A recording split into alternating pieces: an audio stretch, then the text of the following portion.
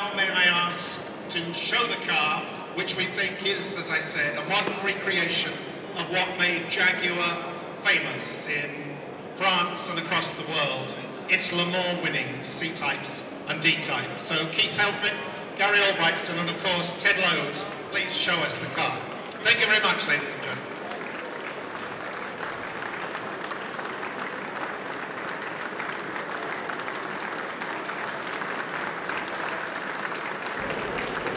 This is how to steal a motor show Jaguar style. Jaguar have come to Paris, the capital of fashion, with their own motoring masterpiece.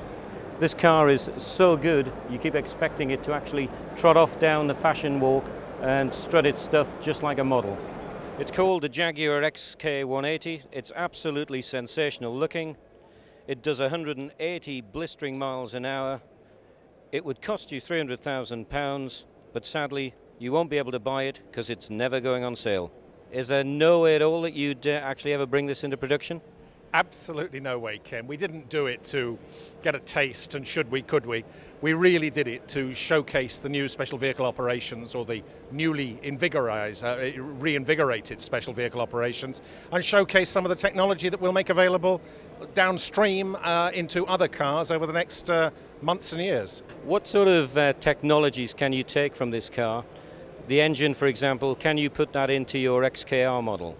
I just knew you'd ask that question. You might just see that engine in, yeah, pretty much in a future vehicle, let me put it that way. But other things that you certainly will see, the 20-inch wheels and tyres. I mean, just gorgeous wheels and tyres, really filling the aperture. The brakes, they're 4-pot Brembos, the suspension system. Those are the kinds of things that you're liable to see. And obviously, we've used the car also to develop some interior trim technologies. You won't see it exactly like that, but they'll be helpful to us as we move into next generation products.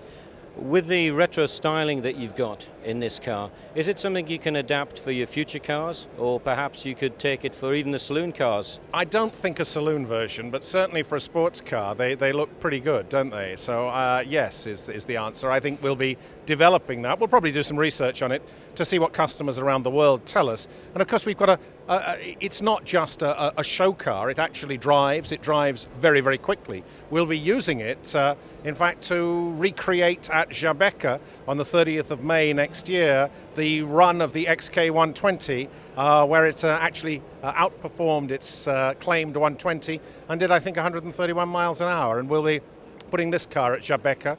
The Belgian authorities have agreed to close the highway for us, and so we'll be recreating 50 years on. This car's very much a Jaguar Le Mans interpretation, but somehow you've managed to take the retro look and also capture the future with a very millennium-style look. I think, Ken, that is one of the hallmarks of Geoff Lawson and his team. They don't do a pastiche of the past. They take the past as an inspiration and make it utterly modern and up-to-date. And I think you can see it with today's saloon, today's XK sports car, and of course you'll see it with the S-Type at the Birmingham Motor Show. Geoff, first of all, congratulations. You've really stolen the show here at Paris, haven't you? Are you happy? As happy as a designer ever is. Designers always tend to see what is wrong rather than what is right. But I'm happy for Jaguar, yes. It's not a personal thing for me. I'm happy for the company, of course. Now, to me, the car behind you looks perfect. It looks like it belongs in a museum. What could you possibly find on it that you're not happy with? All design is a compromise.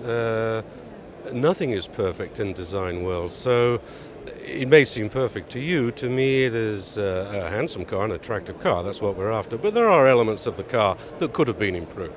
There are things that you'd like to do, but you're tied by maybe legislation or by just simply what can practically be done. Yeah, you're tied by time and legislation, all sorts of factors. It's in the nature of the beast. It's not a problem.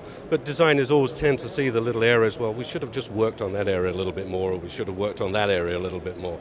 And it's no different for this car than any other car. It's a wonderful blend of heritage, and you can see a lot of Jaguar's history in the car. Is it also quite important to you that it stands alone, that it's something very new and very different? I think it's a good question. I think it's more important that the car reflects its heritage and its legacy and reflects the Jaguar DNA. That, to me, is more important than it be different in some novel way. So classicism, a design that hopefully will endure, an attractive design. For me, they're more important prerequisites than the fact it is different in some way.